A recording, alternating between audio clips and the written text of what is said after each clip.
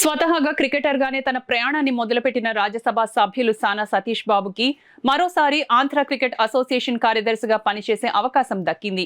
ACA ఎన్నికల్లో కార్యదర్శిగా ఏకగ్రీవంగా ఎన్నికై ఆయన వరుసగా రెండోసారి ఈ పదవిలో కొనసాగుతూ రాబోయే 3 ఏళ్ల పాటు ఏసీఏకి నాయకత్వం వహించనున్నారు. మొదటి టర్మ్లోనే ఆయన చేసిన కృషి విశేషమైంది. మహిళా క్రికెట్కి ప్రోత్సాహం, గ్రామీణ ప్రతిభావంతులను గుర్తించి ఏపీఎల్ వరకు తీసుకురావడం, విశాఖ స్టేడియాన్ని అంతర్జాతీయ ప్రమాణాలుగా తీర్చిదిద్దడం, అంతర్జాతీయ మ్యాచ్లను ఆ వేదికకు తీసుకురావడం వంటి విజయాలు ఆయన నాయకత్వానికి నిదర్శనాలు. ఈ కృషికి బీసీసీఐ నుంచి ప్రశంసలు లభించాయి. కార్యదర్శి జై షా ప్రత్యేకంగా అభినందించారు. ఇదే సమయంలో అమరావతి స్టేడియం నిర్మాణంపై ఆయన చేసిన కృషి రాష్ట్ర క్రికెటర్లలో కొత్త ఆశలు నింపింది.